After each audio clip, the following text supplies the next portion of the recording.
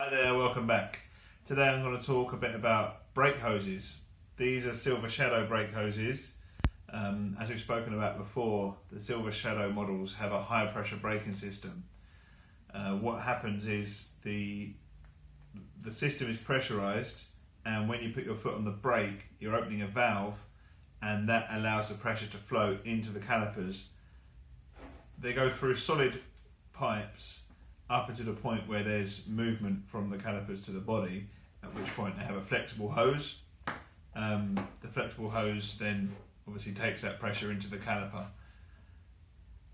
The reason why you should change these hoses at regular intervals is because they have a tendency to swell up internally. So while the pressure can get through the hose into the caliper, due to the swelling it can't get back because there's a restriction.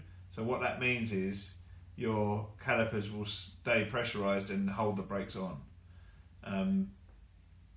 What happens with that, if, for example, the back brakes, they get locked on, all the grease gets melted in the hub because the brakes get hot, and then your bearings run dry, and then you're in for a complete hub rebuild rather than just a change of brake hoses. They're on two service schedules, these hoses, I think 60,000 and 90,000 miles, but also at the respective years. So you've got 4 front hoses, then you've got 2 on each of the rears. You've got 4 front calipers, so 1 hose for each caliper. You've only got 2 rear calipers, but each rear caliper's got 2 separate systems internally, and they've got 4 pistons on each caliper. Then you've got the pedal hoses. These are sometimes forgotten about. These are the ones that go from the front subframe to the rat trap mechanism where the distribution valves are. And then you've got some height control valve hoses as well. One thing to mention on the height control hoses, if the return line gets blocked on the height control line, it can actually force a build-up of pressure in the height control valve and push out the plug and damage the casing. That means you're going to lose your surcharge on the exchange unit if you ever have to replace your height control valve, because it will be broken, can't be used again. The way these are fitted on most of them, it has you have a pipe with a flare and a female union that screws over this and tightens up the pipe onto the end of the hose here. You then have a lock nut on a bracket which holds the hose in place. On some of them, they have a slightly different setup where they're screwed directly into a junction box, a junction block for the hydraulics, and you have a copper washer on this shoulder. So they've not got a lock nut, they just screw straight in. That is how it is on the rat trap hoses, and also on one side on the back. You'll notice as well, this hose is, I think this must be one that runs near the exhaust, so it's got this protective coil around it. These hoses are to be used with the RR363 brake fluid.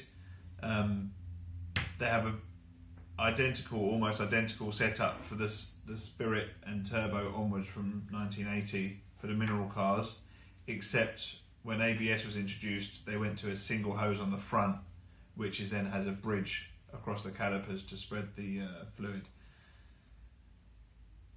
These should be only used with RR363.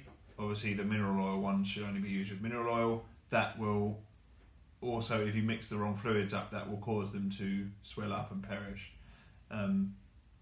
They're a very common problem people call up with is to say the brakes are sticking on, and 95% of the time it's because the hoses are blocked or there's a restriction in the line. So we offer 4 different kits. You've got an early and a late, and a left-hand drive and a right-hand drive. The early and the late ones have a different amount of hoses on the height control system. I think the later ones only have 3, and this is an early set with 4. The left-hand drive and right-hand drive differ because the rat trap hoses are different. So they, because obviously the rat trap's under the pedal, it's moved by the pedal. So on the left-hand drive cars, they move it to the left-hand side, and they just have slightly different hoses. All kits are available to order and available on the website. The only thing I'd say you might run into problems is the pipe work that goes into the hoses sometimes can be very old and rusted, and you may have to change the pipes. You can't buy the original pipes anymore. Now we offer a roll of copper pipe, and the unions, you'll need to cut and flare that pipe and shape it.